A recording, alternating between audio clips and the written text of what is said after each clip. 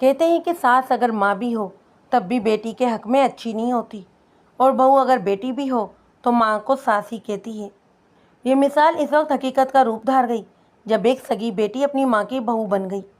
نام تو اس کا ارشاد بی بی تھا، لیکن سب اسے شادہ کہتے۔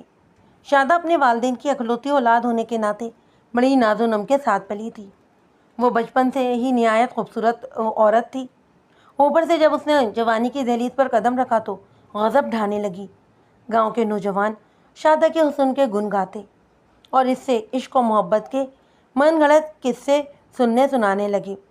ہر کوئی اس کا سچا عاشق ہونے کا دعوے دار تھا، اور اس کی خوبصورتی کی وجہ سے اکثر لوگ اسے ہیر کہتے۔ شادہ کسی کی طرف نظر اٹھا کر بھی نہیں دیکھتی۔ ایک روز شادہ کے ان نام نہاد عاشقوں پر یہ خبر بجلی بن کر گری کہ شادہ کی اپنے ماموں زاد سے منگنی ہو گئی ہے۔ سبھی کو اس بات کا بڑا ہی دکھ ہوا، اور حیرانی کی بات یہ تھی کہ یہ مکمل کو ٹاٹ کا پیون کیسے لگ گیا، کیونکہ شادہ کا منگیتر کسی بھی طور شادہ کے قابل نہ تھا۔ وہ پست طاقت، کمزور سا اور نہایت سادہ قسم کا لڑکا تھا، جبکہ ان نام نہاد متوقع امیدواروں میں ہر کوئی اپنے آپ کو رانجھا ہی سمجھتا تھا۔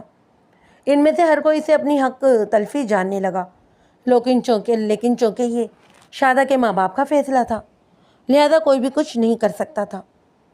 ان میں سے کسی کو اس بات کا بھی علم نہ ہو سکا کہ آیا اس فیصلے میں شادہ کی اپنی مرضی بھی شامل ہے یا نہیں۔ وہ ایسا وقت تھا جب والدین کی اکثریت اپنی شادی کے بارے میں اپنی بیٹیوں کی مرضی معلوم کرنے کی روادار نہیں ہوتی تھی۔ ان کا جس سے دل چاہتا اس سے اپنی بیٹی کا رشتہ جوڑ دیتے، اس ڈر سے کہ بیٹی اگر خدا نخواستہ نہ کر گئی تو یہ ان کے لیے ڈوب مرنے کا مقام ہوتا، اور وہ لوگوں کی طرح طرح کی باتیں بناتے کہ دیکھو فلاں کی بیٹی بول پڑی ہے۔ بیٹی کا یہ بول پڑنا شرم اور بے عزتی کا خیال کیا جاتا۔ ادھر بیٹیاں بھی اپنے ماں باپ کی عزت کا اپنی پسند ناپسند سے بڑھ کر خیال کرتی تھیں کہ کہیں ایسا نہ ہو کہ ان کی عزت پر حرف آ جائے۔ ایک روز شادہ بھی ایسے ہی روتی رلاتی ڈولی میں بیٹھ گئی اور اپنے دلہا کے گھر میں جا اتری۔ شادہ کی شادی ہو گئی۔ شادہ سے عاشقی کا یہ دعویٰ کرنے والوں نے صبر کا گھونٹ تو پی لیا، لیکن ساتھ ہی وہ اس ٹو میں بھی لگ گئے کہ کیا وہ اپنے خاوند کو پسند کرتی ہے، کیا وہ اس شادی سے خوش ہے، اور کیا یہ شادی اس کی مرضی سے ہوئی ہے۔ انہوں نے دیواروں کے ساتھ کان لگانے شروع کر دیے۔ دوسری طرف ادھر لوگوں نے شادہ کے خاوند کو پریشان کرنا شروع کر دیا۔ راہ چلتے میں اس پر طرح طرح کے آوازیں کستے، لیکن شادہ کا خاوند نہایت دھیمے مزاج کا صابر اور شاکر انسان تھا۔ وہ ان کی چھیڑ چھاڑ کو کسی خاطر میں نہیں لاتا۔ وہ فاتح تھا، اور وہ یہ بات جانتا تھا کہ کسی آنی بلی ضروری اب کھمبا نوچے گی۔ بہرحال بات زیادہ دیر تک چھپی نہ رہی۔ کہتے ہیں کہ دیواروں کے بھی کان ہوتے ہیں، اور وہاں تو لوگوں کے گھروں کی چھتیں بھی آپس میں اور مشترکہ اور کچی ہوتی تھیں۔ گھر کے اندر کہی جانے والی بات سفر کرتے کرتے بہت دور تک پہنچ جایا کرتی۔ بات وہی نکلی کہ شادہ نے کبھی بھی اپنے خاوند کو پسند نہیں کیا تھا، اور نہ یہ شادی اس کی پسند سے ہوئی تھی، اور نہ ہی شادی کے بعد اس نے اسے قبول کیا تھا۔ معلوم یہ ہوا کہ شادہ کے مراسم خفیہ طور پر ایک نوجوان کے ساتھ تھے جس کا نام شفاعت تھا۔ وہ ایک دوسرے پر جان چھڑکتے تھے، دونوں آپس میں پڑوسی تھے، وہ چوری چھپے ملتے بھی تھے۔ ان کی محبت پاک صاف تھی۔ شفاعت کے کہنے پر اس کے گھر والے شادہ کے گھر رشتہ مانگنے آئے تو شادہ کے والدین نے یہ کہہ کر معذرت کر لی کہ ان کے اپنی عزیزوں میں ایک لڑکا موجود ہے، اور یہ کہ بچوں کی نسبت بچپن سے ہی طے ہو چکی ہے۔ ان کا اتنا صاف جواب سن کر شفاعت کے گھر والے مایوس لوٹ کر آ گئے، لیکن عشق کی جو آگ دونوں نے اپنے دلوں میں جلا لی تھی اسے شادہ کی شادی کا بندھن بھی نہ بجھا سکا۔ کہتے ہیں کہ نفرت اگر دل میں ہو تو اس کا اظہار کبھی بھی نہ کبھی ہو ہی جاتا ہے، اور آخرکار 2 دن بعد ایک روز شادہ نے اپنے خاوند سے طلاق کا مطالبہ کر دیا۔ شوہر شادہ کے منہ سے یہ بات سن کر ہکا بکا رہ گیا، اور وہ اپنا منہ کھول کر شادہ کا منہ دیکھنے لگا کہ وہ کیا رہی ہے، کیا اس کا دماغ تو نہیں چل گیا، کیا وہ پاگل تو نہیں ہو گئی۔ وہ تو کسی بھی طور کو شادہ کو طلاق دینے اور اسے کھو دینے پر آمادہ نہ تھا۔ بات لوگوں تک پہنچی تو کوہرام مچ گیا۔ لیکن شادہ اب چپ کا روزہ توڑ چکی تھی۔ وہ سر عام کہنے لگی کہ اس کا اپنے خاوند کے ساتھ گزارا نہیں ہو سکتا اور یہ کہ وہ اسے طلاق دے دے۔ شادہ کا باپ یہ رسوائی اور جگہسائی نہ سہ سکا اور آخر ایک روز سوتے میں ہی اپنے خالق حقیقی سے جا ملا۔ آخر عشق کی آگ جوالا بن کر پھٹنے لگی اور شادہ نے کسی بھی طور سے اپنے خاوند سے چھٹکارا حاصل کرنے کی ٹھان لی اور اپنے عاشق کو رازدار بنا لیا۔ پھر ایک روز لوگوں نے سنا کہ شادہ کے شوہر کو رات کو سوتے میں سانپ نے ڈس لیا ہے اور صبح وہ اور سانپ دونوں بستروں پر مردہ پائے گئے ہیں۔ امر واقعہ یہ تھا کہ شادہ کے گاؤں کے قریب ایک میدان میں جھگی نشین آباد تھے، جن میں ایک سنیاسی بابا بھی رہتا تھا۔ شفاعت اس سے جا کر ملا اور اسے زہر طلب کیا۔ سنیاسی بابا سمجھ گیا کہ اس جوان کے ارادے بڑے ہی خطرناک ہیں۔ سنیاسی نے کہا کہ وہ زہر تو دے سکتا ہے، لیکن اکثر یہ بھی ہوتا ہے کہ زہر دینے والے خود بھی نہیں بچ پاتے اور پکڑے جاتے ہیں۔ اپنی جوانی کو کیوں برباد کرتے ہو؟ میں تمہیں ایک ایسا طریقہ بتاتا ہوں کہ جس سے سانپ بھی مر جائے گا اور لاٹھی بھی نہیں ٹوٹے گی۔ تو مجھ سے زہر کی بجائے زہریلا سانپ لے لو اور اپنے شکار کو اس سے ڈسوا دو۔ شفاعت حیران ہو کر سنیاسی بابا کے منہ کی طرف دیکھنے لگا۔ کہا کہ یہ کیسے ہو سکتا ہے؟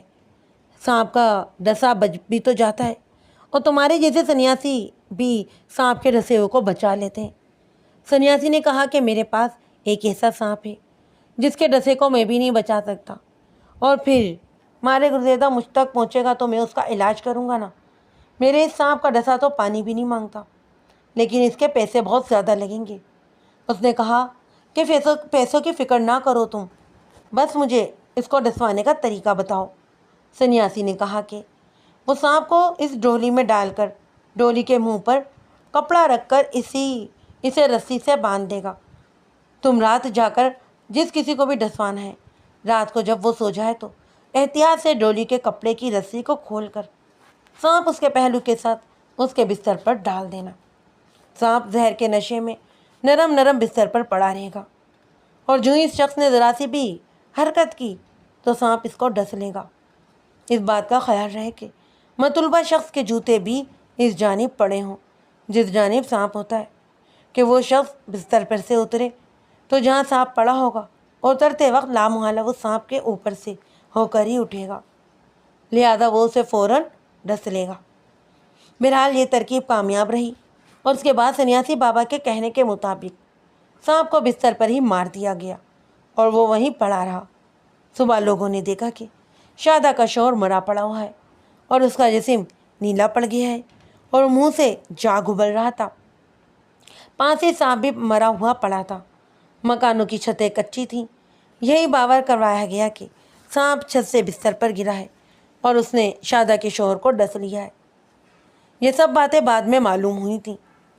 چنانچہ شادہ طلاق لینے سے پہلے ہی بیوہ ہو گئی۔ اب شادہ اور اس کے محبوب کے راستے کی رکاوٹ ختم ہو گئی تھی۔ عدت گزارنے کے بعد شادہ شفاعت کی بیوی بن گئی۔ ادھر شفاعت کی ماں کو مرے 6 دن گزر چکے تھے اور اس کا باپ رنڈوا تھا۔ چند مہینوں میں اس نے شادہ کی ماں کے ساتھ نکاح کر لیا۔ یوں دونوں ماں بیٹی کا رشتہ ساس اور بہو کے رشتے میں بدل گیا۔ شادہ کا نیا خاوند دل و جان سے اس پر فدا تھا اور ادھر شادہ بھی اس کی بے پناہ محبت میں گرفتار تھی۔ ادھر جب ان ماں بیٹی کا رشتہ ساس اور بہو میں تبدیل ہوا تو ماں ماں نہ رہی اور بیٹی بیٹی نہ بنی، وہ روایتی ساس بہو بن گئیں۔ اس وقت جوائنٹ فیملی سسٹم تھا، ایک ہی جگہ کھانا پکتا اور سب اکٹھے بیٹھ کر کھانا کھایا کرتے۔ یہ دونوں باپ بیٹے زمیندار تھے۔ دونوں باپ بیٹے دونوں مل کر ہل چلاتے، مویشی پالتے۔ کبھی کھانا لے کر کھیتوں میں یہ ماں بیٹی بھی جاتی، کبھی ماں تو کبھی بیٹی۔ وہ اپنے اپنے خاوند کے بظاہر خدمت گار تھیں۔ وہ گھر بار کا کام بھی بخوبی انجام دے رہی تھیں کہ اچانک ایک واقعہ ہو گیا۔ شفاعت کے باپ نے دیگر مویشیوں کے علاوہ ایک بہت ہی خوبصورت بیل بھی پال رکھا تھا۔ اس وقت اکثر زمیندار لوگوں نے اس طرح کا ایک آدھ بیل شوقیہ طور پر پال رکھا ہوتا تھا۔ بیل شفاعت کے باپ سے بے حد مانوس تھا۔ دونوں کے درمیان ایک دوستی سی تھی۔ وہ دونوں ایک دوسرے کے بغیر نہیں رہ سکتے تھے۔ آخر کیا ہوا کہ ایک دن دونوں باپ بیٹا علی صبح ہل چلانے کے لیے نکلے تو اس بیل کو بھی اپنے ساتھ لے گئے۔ بیل صبح دن چڑھتے ہی رسی توڑ کر گھر آ گیا۔ شادہ کی ماں نے بیل کو جو اس حالت میں دیکھا تو اس کے ناک اور گلے میں ڈالی ہوئی رسی ٹوٹی ہوئی بیل کے ساتھ لٹک رہی ہے اور بیل مالک کو چھوڑ کر گھر آ گیا ہے۔ تو یہ منظر دیکھ کر شادہ کی ماں نے فوراً کہا کہ آج اس کا خاوند مارا گیا ہے، ورنہ بیل کبھی یوں اکیلا گھر واپس نہ آتا۔ اور واقعی یہ بات اس وقت سچ ثابت ہوئی جب لوگوں نے کھیتوں میں جا کر دیکھا تو شفاعت کا باپ وہاں مرا پڑا ہوا تھا اور شفاعت وہاں موجود نہ تھا۔ پتہ چلا کہ وہ ایک پہاڑی چڑھ کر اس کی دوسری جانب سے اتر کر گدھالا اس جگہ کا نام وہاں پر چلا گیا ہے۔ اسے پیغام بھیجا گیا ہے کہ اس کا باپ مر گیا ہے۔ مقتول کو اٹھایا گیا۔ عینی شاہدین کا کہنا تھا کہ مقتول کے سر پر گہرے زخم بھی دیکھے گئے تھے۔ بیٹا بھی راستے بھر میں روتا پیٹتا ہوا گھر آ گیا۔ سب نے مل کر مقتول کو اندر والے کمرے میں لے جا کر غسل دیا اور جلدی جلدی میں اسے دفنا بھی دیا۔ کسی نے پولیس کو خبر کر دی کہ مقتول کو قتل کیا گیا ہے۔ تھانے دار آ گیا اور ساتھ ہی وہ اپنا عملہ بھی لایا۔ مقتول کی قبر کشائی کی گئی، لاش پوسٹ مارٹم کے لیے بھجوائی گئی۔ اگلے روز رپورٹ آئی تو مقتول کی موت سر پر لاٹھی یا کسی وزنی چیز کی شدید ضربوں کی وجہ سے واقع ہوئی ہے۔ لہذا پولیس نے اپنے طریقے سے قتل کے اس کیس کی تفتیش شروع کر دی۔ تفتیش کی ابتدا مقتول کے بیٹے شفاعت سے کی گئی کہ جب باپ بیٹا دونوں اکٹھے کھیتوں کو گئے تھے تو پھر آخر ہوا کیا۔ بیٹے نے کہا کہ وہ راستے سے ہی اپنے باپ سے الگ ہو گیا اور لکڑیاں لانے کے لیے دوسری جگہ پر چلا گیا۔ وہیں پر اسے اطلاع ملی کہ اس کا باپ فوت ہو گیا ہے۔ موقع کا کوئی عینی شاہد نہیں تھا ماں سوائے اس بے زبان بیل کے۔ تھانے دار کوئی سیانہ شخص تھا تو اس نے کہا کہ اسے وہ بیل دکھایا جائے جو رسی توڑ کر کھیتوں میں سے گھر گیا تھا۔ چنانچہ تھانے دار کو اپنے امتحان پر بندے بیل کے پاس لے جایا گیا۔ تب تک بیل کے گلے سے ٹوٹی ہوئی رسی نکال کر دوسری رسی ڈال دی گئی تھی۔ تھانے دار بیل کے ارد گرد گھوم رہا تھا جب اچانک اس کی نظر بیل کے سینگوں پر پڑی تو اس نے دیکھا کہ ایک سینگ کی نوک پر ہلکا سا خون لگا ہوا ہے۔ بیل نے کسی کو زخمی کیا یا یہ خون مقتول کے جسم کا ہے؟ تھانے دار یہ سوچ کر گہری سوچ میں پڑ گیا۔ اسی دوران شفاعت کو جو تھانے دار کے قریب بیٹھا ہوا تھا کسی نے آواز دی، وہ اٹھا اور وہ لنگڑاتا ہوا چلنے لگا۔ اچانک تھانے دار کی نظر شفاعت پر پڑی تو اسے جھٹکا سا لگا۔ وہ شفاعت کو لنگڑا کر جاتے ہوئے تھوڑی دیر دیکھتا رہا۔ پھر تھانے دار نے اسے پوچھا کہ تم لنگڑا کر کیوں چل رہے ہو؟ تمہیں کیا ہو گیا ہے؟ شفاعت تھانے دار کی یہ بات سن کر گھبرا گیا۔ وہ ذرا سنبھل کر بولا کہ اسے جب اپنے باپ کے مرنے کی خبر ملی تو وہ فوراً گھر کی طرف دوڑ پڑا۔ راستے میں اچانک ایک بڑے پتھر سے ٹکرا کر گر پڑا، وہیں سے کولے پر چوٹ آئی۔ تھانے دار نے اسے کہا کہ وہ اسے چوٹ یا پھر زخم دکھائے۔ اس نے پسو پیش کی، لیکن سرکار کا حکم تھا۔ اس نے چادر ہٹا کر زخم دکھا دیا۔ وہ عجیب طرح کا زخم تھا۔ تھانے دار نے اب تک کئی چوٹیں اور زخم دیکھی تھی، کئی پھٹی کٹی لاشیں بھی دیکھی تھی، لیکن اس جیسا زخم نہیں دیکھا تھا۔ زخم ایسی جگہ تھا کہ اس کی چادر پر بھی خون لگا ہوا تھا۔ تھانے دار شفاعت کو تھانے لے گیا۔ زیادہ تفصیل تو سامنے نہ آئی کہ کس طرح شفاعت نے راتوں رات اقبال جرم کر لیا کہ ہاں باپ کو اس نے قتل کیا ہے، اور یہ کہ اپنی بیوی کے کہنے پر کیا ہے۔ البتہ اس نے یہ بتایا کہ اس نے کھیتوں میں لے جا کر اپنے باپ کو قتل کیا۔ ہم علیہ سوا باپ بیٹا بیل اور ہل والے دیگر بیل لے کر کھیتوں میں پہنچے۔ بیل کو باپ نے ایک چھوٹی سی بیری کے ساتھ باندھا اور ہل جوتنے کی تیاری کرنے لگا۔ میں نے اچانک لاٹھی سے باپ پر حملہ کر دیا۔ باپ کے منہ سے اتنے الفاظ نکلے کہ بیٹا یہ کیا کر رہے ہو؟ پھر دوسرے تیسرے وار پر تو وہ خاموشی ہو گیا، وہ گر گیا اور مرنے لگا۔ میں اسے مرتے ہوئے دیکھ ہی رہا تھا کہ اچانک دیکھا بیل رسی توڑ کر ہماری طرف بھاگا چلا آ رہا ہے۔ مجھے اندازہ نہیں تھا کہ وہ مجھے ہی نشانہ بنائے گا۔ اس نے نزدیک آ کر مجھ پر حملہ کر دیا۔ پھر اس نے مجھے اپنی سینگوں سے اتنی زور سے میرے کولے پر ٹکر ماری کہ میں دور جا گرا۔ اس کا نوکیلا سینگ میرے کولے میں اتر گیا اور مجھے زخمی کر گیا۔ بیل پھر میری طرف دوڑا۔ میں اپنی پوری قوت جمع کر کے اٹھ کھڑا ہوا۔ اگر میں نہ اٹھتا تو یہ بیل مجھے مار ڈالتا۔ میں دوڑ پڑا۔ میں مرنا نہیں چاہتا تھا۔ میں نے باپ کو مرتے دیکھا تھا۔ وہ بہت اذیتناک موت مرا تھا۔ میں اس وقت دوڑنے کے بھی قابل نہیں تھا، لیکن موت کے دوڑ سے دوڑ پڑا۔ بیل بھی میرے پیچھے بھاگا، لیکن تھوڑی دور بھاگنے کے بعد رک گیا اور وہ واپس میرے مرے ہوئے باپ کی طرف چلا گیا۔ وہ اسے جا کر چاٹنے لگا۔ میں بھاگ آیا اور گدھالا چلا گیا۔ وہاں پر گھر سے بھیجے ہوئے شخص نے مجھے کہا کہ تمہارا باپ مر گیا ہے۔ میں روتا پیٹتا گھر کو روانہ ہوا تو دیکھا کہ لوگ باپ کی میت لے کر بھی گھر آ گئے تھے۔ اس کا سارا ہی سر زخمی تھا، اس پر خون جمع ہوا تھا اور رس بھی رہا تھا۔ لوگ چامگوئیاں کر رہے تھے۔ میں نے کہا کہ جلدی سے اسے دفن کر دو۔ میت کو اندر والے کمرے میں لے جا کر غسل دیا اور جلدی جلدی میت دفنا دی۔ جب قاتل سے پوچھا گیا کہ اس نے باپ کا قتل کیوں کیا تو اس نے بتایا کہ اس نے یہ قتل اپنی بیوی شادہ کے کہنے پر کیا ہے، جس کی کہانی کچھ یوں تھی کہ جب ماں بیٹی ساس بہو بن کر اس گھر میں آئیں تو ان کے مائبین روایتی رقابت کا جذبہ جاگ اٹھا۔ برتن سے برتن ٹکرانے لگے اور انتہائی چھوٹی سی بات پہ تو تکار ہونے لگی کہ آٹا گوندتے ہوئے ہلتی کیوں ہوں۔ اس بات پر منہ ماری شروع ہو گئی۔ ایک روز باتوں ہی باتوں میں بیٹی نے ماں کو تانا دیا کہ تم تو وہ ہو جو میرا باپ کھا گئی ہو۔ میرے باپ کو تم نے مارا تھا اور وہ اپنی موت نہیں مرا تھا، اور وہ بھی اپنے اس یار کے پیچھے جو اب تمہارا خاوند ہے۔ لیکن تم دیکھنا، میں تمہارا یہ مان بھی توڑ کر رکھ دوں گی تو میرا نام بھی شادہ نہیں۔ اسی روز سے شادہ نے شفاعت کے کان اپنے باپ کے خلاف بھرنا شروع کر دیے۔ وہ فل ٹاس اسے اپنے باپ کے خلاف بھڑکانے لگی کہ اس کا باپ اس پر بری نظر رکھتا ہے اور اشاروں کنائیوں سے اسے برگلاتا ہے۔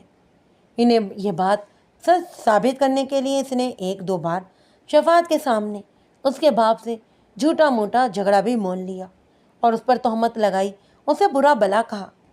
نتیجن ماں بیٹی کی منہ ماری ہوئی۔ ماں نے لامحالہ اپنے خاوند کی طرفداری کی اور بیٹی کو برا بلا کہا۔ ادھر شادہ برابر اس کے باپ کے خلاف شفاعت کے کان میں زہر بھرتی رہی، اسے بھڑکاتی رہی کہ یہ اس کے باپ کی نظر اس کے بارے میں صاف نہیں، وہ اس پر بری نظر ڈال رہا ہے اور وہ اس کی نظروں سے بہت تنگ ہے۔ یہاں تک کہ شادہ نے باپ بیٹے کو بھی آپس میں ٹکرا دیا۔ بیٹے نے باپ پر کھلم کھلا بدکاری کا الزام لگا دیا۔ باپ بھی طیش میں آ گیا۔ اس نے کہا کہ تو نے بدچلن عورت کو گھر میں رکھا ہوا ہے جو خود خراب ہے اور مجھ پر جھوٹا الزام لگاتی ہے۔ اس عورت سے شادی سے پہلے تمہارے ساتھ تعلقات تھے۔ اس بات پر باپ بیٹی کی تو تکار بڑھ کر ہاتھا پائی میں بدل گئی۔ عورتوں کے شور مچانے پر محلے دار اکٹھے ہو گئے، جنہوں نے باپ بیٹے کو چھڑوایا۔ ادھر شفاعت جوان تھا اور باپ ادھیڑ عمر کا بوڑھا۔ شفاعت نے فیصلہ کیا کہ وہ اب اپنے باپ کو زندہ نہیں چھوڑے گا، اسے جان سے مار ڈالے گا۔ آخر موقع ملنے پر شفاعت نے اسے کھیتوں میں لے جا کر لاٹھی کی ضربوں سے مار ڈالا۔ شفاعت کو عمر قید ہو گئی۔ یہ قید بحال رہی اور اسے کاٹنی پڑی۔ پیچھے کچھ عرصے کے بعد شادہ کی ماں مر گئی اور شفاعت کے گھر آنے تک شادہ کی قابل رشک جوانی بھی بڑھاپے میں تبدیل ہو گئی۔ کچھ عرصہ ہوا، شفاعت بھی اس دنیا فانی سے کوچ کر گیا۔ شادہ ابھی بھی زندہ ہے۔ جوانی میں ہیر کہلانے والی شادہ کا حسن بڑھاپے میں بھی ماند نہیں پڑا ہے۔